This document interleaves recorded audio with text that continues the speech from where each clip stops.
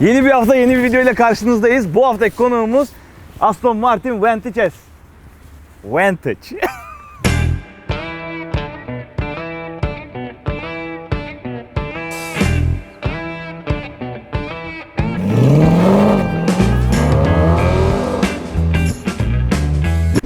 Araç 426 beygir güç üretiyor arkadaşlar. V8 yani 8 silindirli bir motora sahip. 4600-4700 cc arası diyeyim size. Çünkü orada bir süratler var. Bir motor hacmine sahip. Hızlı bir araba ama bence yolda gelirken biraz test ettim. Bu arabayı alacak kişiler bence sportifliğe önem vermeli. Yani aracı hissetmek istiyorsanız güzel bir araç. Ama rahatınıza düştüyseniz hiç almamanız gereken bir araç. Aracın rengi çok özel bir renk. Normalde tabi bu serilerde ekstra ücret ödenerek alınan bir renk. Türkiye'de de çok az bulunan bir model diyebilirim. Sahibi iyi durumda. Sahibi çok iyi durumda. Çok iyi tanırım kendisini. Yusuf Bey'e buradan selam söylüyorum. 245/40/19 ön lastikleri görüyorsunuz. Aynı zamanda hatırı sayılır derecede diskleri de büyük. Çünkü bu aracı durdurmak zor. Yani çok iyi gidiyor, çok iyi hızlanıyor. Tipli diferansiyel var aynı zamanda arabada. Böyle hani yanlamak isteyen arkadaşlar için ideal bir araba diyebiliriz. Tabii biraz tuzlu bir araba. Daha demin de bahsettiğimiz gibi. Karbon detaylarımız var arabada. Hava kanallarının karbon olduğunu görüyorsunuz zaten. Aracın rengi özel dedik ama aracın kombinasyonu da bence çok özel. Birazdan içini göstereceğiz sizlere. Aracın dışı maviyken içi de taba deri. Yani benim en sevdiğim. Bir de gerçekleri. Hemen aracın arka tarafına geçelim. Aracın arka tarafında karbon difüzörünü görüyorsunuz. Gerçek karbondur bu arada. Aracın karbon difüzörünü görüyorsunuz. Aracın çok güzel bir sesi var. Zaten birazdan dinleyeceksiniz. İngilizler gerçekten sesine önem vermişler. Atmosferin o hacmini, o motorun V8 hissediyorsunuz yani. Birazdan göreceksiniz. Çok tatminkar. Arka farlarına baktığımızda normalde biliyorsunuz araçların arka farları genelde kırmızı oluyor ama bunda beyaz olarak yapmışlar. Aracın uzunluğuna gelirsek yaklaşık 4 metre bir uzunluğu var. Yani 4 metrelik bir araç. 4.3 diyebiliriz. Teknoloji aramayacaksınız bu araçta. Çünkü bu araç öyle teknolojiyi kaldıracak bir araç değil. Biraz daha analog bir araç. Biraz daha sizin hakimiyetinizde. Şimdi mesela Mercedes kullandık, BMW kullandık. Bunlarda daha böyle elektronik sistemler varken bu araç biraz daha analog. Yani tamamen sizin hakimiyetinize kalıyor. Eğer iyi bir direksiyonunuz yoksa bence çok tavsiye edilecek bir araba değil diye düşünüyorum. Şimdi teknolojik bir araç değil dedik ama tabi burada hemen bir bak park sensörlerini görüyorsunuz. Araçta park sensörü var. O kadar da hani teknolojik değil. Ön ve arka park sensörlerimiz mevcut.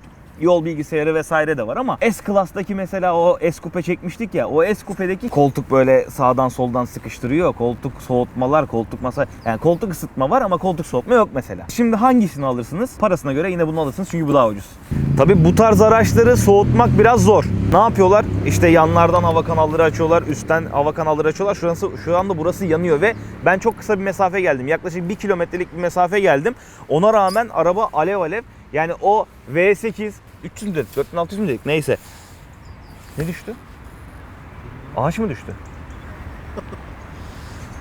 Ağacın altından çeksek mi arabayı? Sonra ihale almayalım da yani. Kısacası arkadaşlar bu arabayı soğutmak çok zor. O yüzden buna hava kanalları açılmış. Hem kaputun üzerinde hem yanlarda ki araba soğusun. Ben bazı arkadaşlarımdan yani kullanan arkadaşlarımdan duyduğum bir isyanı söyleyeyim. Debriyajı ile ilgili aracın sorunu var. Yani şanzımanı tam verimli değil. Tabii yeni modellerinde bunu mutlaka revize etmişlerdir ama bu modellerde biraz daha böyle manuel mantığında çalışıyor. Yani gaza bastığınızda aslında ilk başta almıyor gazı. Daha sonra gitmeye başlıyor. Ya bu aslında Toyota'larda EasyTronic var. Ona benzettim ben ama tabii bundaki sistem daha profesyonel, başka bir sistem.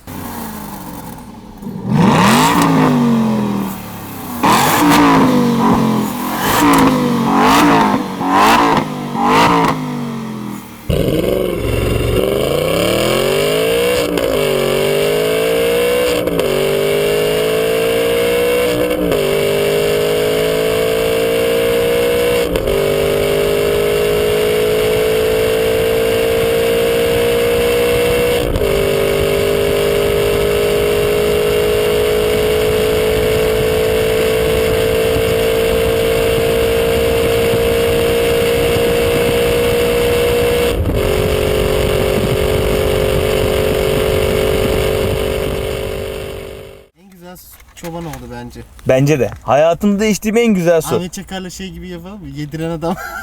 Öyle bir şey mi yapalım? Ben bilmiyorum. Yok. Göstereceğim onu. Gel sana yedireyim ben de o zaman. Yediren adama da gidelim. Sponsor olsun bize. Olur. Al. İç. Elimden. Bir kere de bana ihtiyacın olsun. Bir alo de, gelmezsem gençliğim solusun. Bu inadın ben ölmeden son bulusun.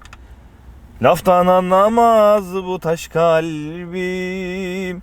Müzik bölümü de başlıyor yakında biliyorsun. İnşallah. Çekiyoruz biliyorsun değil Kim mi? çekecek? Sen çekeceksin.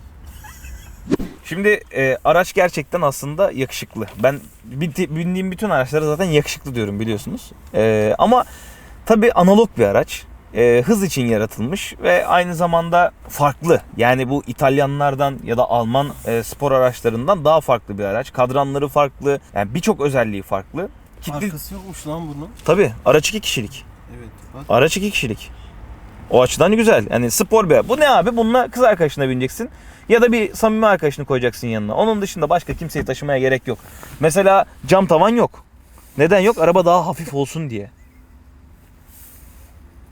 Yani araba daha hafif olsun diye cam tavan koymamışlar oraya. Anladın mı? Direksiyona baktığınızda direksiyon ben beğenmedim. Açık konuşayım. Neden beğenmedim? Bir kere hamurlu değil. Ben hamurlu direksiyon seviyorum. Bu daha böyle sportif kalıyor ama elinizden kaçacak gibi oluyor zaten araba. Kuvvetli. Bir de o olunca çok hoşuma gitmedi açıkçası. F şanzımanımız var burada. Görmüş olduğunuz gibi.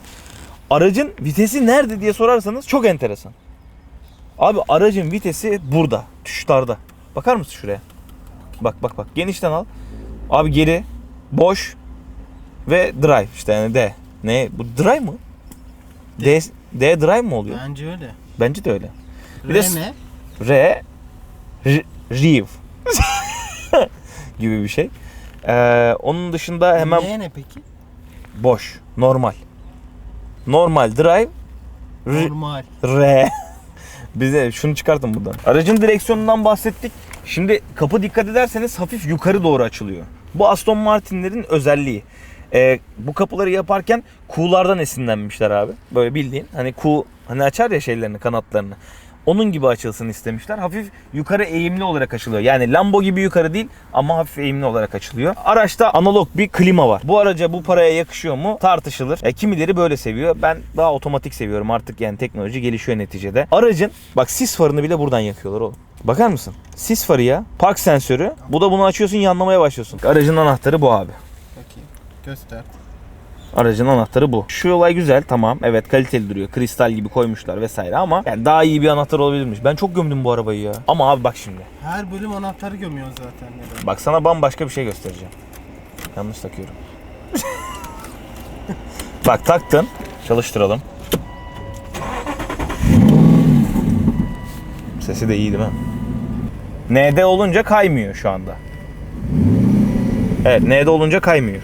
Şimdi aracımızda aynı zamanda hafızalı koltuk var, elektrikli koltuk var. Hani teknolojik değil dedik ama o kadar da değil. En azından bunlar var araçta. Otomatik açılan bir bagajımız var. Merkezi kilit sistemi var. Ama genel itibariyle aracı analog yapmışlar. Mesela şurayı bir açayım. Baksana aynasına. Küçücük, klas bir aynası var. Güneşliği çok küçük ama güzel. Hani şey duruyor, klas duruyor yani en azından. Aracın içi tamamen orijinal deri kaplama ve taba rengi. Benim en sevdiğim renklerden biri. Şimdi isterseniz aracın biraz detaylarını size gösterelim. Gösterdik ya. Göstereceğiz onu. Yine. İşte dışarıdan bir şeylerini çekeriz.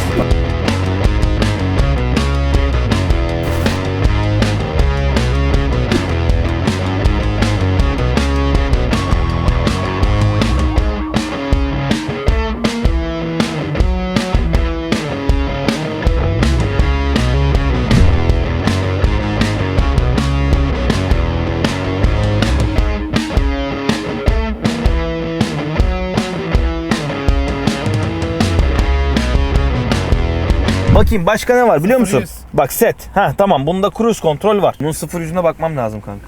Oğlum aracın emniyet şeyi burada lan. Kemeri. Emniyet kemeri değil lan. Emniyet değil. El freni burada. Aracın emniyet freni burada. Bak. Bak. Tut. Bak.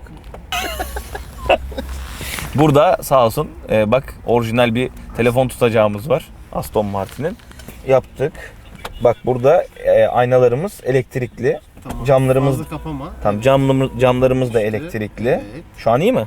İyi. Açabilirim tekrar. Hop. Bak burada bulduk. Yani kısaca şunu söyleyebilirim. Aston Martin'in bu modeli aslında yarış için bence dizayn edilmiş gibi duruyor. Çünkü yollarda rahat kullanıma müsait bir araç değil. Sportiflik arıyorsak evet bence aradığımız araç bu araç.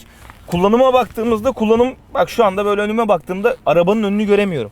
Şimdi aracımızın motoru 8 silindire sahip 4.7 yani 4700 cc hacme sahip bir araç. İngiltere üretimli biliyorsunuz burada hand build yani el yapımı diyorlar araç için.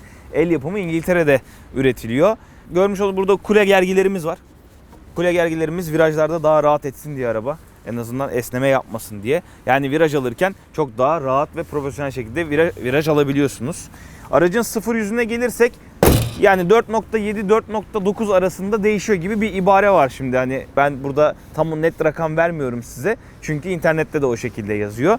Gayet hızlı ama bir o kadar da sert bir araba. Yapınca bak görüyor musun cam açıldı. Hop. Hafif yukarı doğru dikkat ediyorsan bak. Açı var. Şimdi bagajı çok geniş demek isterim ama. Kaç Yani- mod sığmış onu al. Bak kaç mod? 1, 2, 3, 4, 5, 6, 7, 8, bir tane ayakkabı. Yani 10 tane mont sığıyor. Demek ki buraya 2 tane bavul sığar yani. Selamünaleyküm. Aleykümselam. Çekim mi var? Evet. Ben seni Şazeli'de çok geliyordum. Şimdi gelmiyorsun. Şazeli'ye geliyorum. Arkadaşım zaten. Kim? Sahibi Furkan. Furkan. Furkan'ı biliyorum. Furkan'la. Biliyorum. Orada çalışıyordum ben. Evet. Orada gördüm seni birkaç. İyi bir arkadaşımızdı sağ olsun. Gideceğiz şimdi oraya da. Görüşmek üzere. Görüşürüz abi. İnşallah. Sağ olun. Eyvallah. Bir haftanın daha sonuna geldik. Bu hafta konuğumuz Aston Martin'de. Elimizden gelince sizlere tanıtmaya çalıştık. Tabii ben biliyorsunuz biraz daha bu işi doğal yapıyorum arkadaşlar. Videomuzu beğenmeyi, yorum yapmayı, arkadaşlarınızla paylaşmayı unutmayın. Yorumlarınızı ben teker teker okuyorum çünkü benim için gerçekten değerliler. Hatta cevap veriyorum çoğuna da. Çünkü sizin beğenilerinize göre ben de videolarımı şekillendiriyorum. Önümüzdeki haftalarda görüşmek üzere. İçeriklerimiz devam edecek. Sadece otomobil yok biliyorsunuz ki. Eğleniyoruz, oyun oynuyoruz, müzik yapıyoruz. Yani biz bu işi yapıyoruz arkadaşlar. Önümüzdeki haftalarda görüşmek üzere. Hoşçakalın.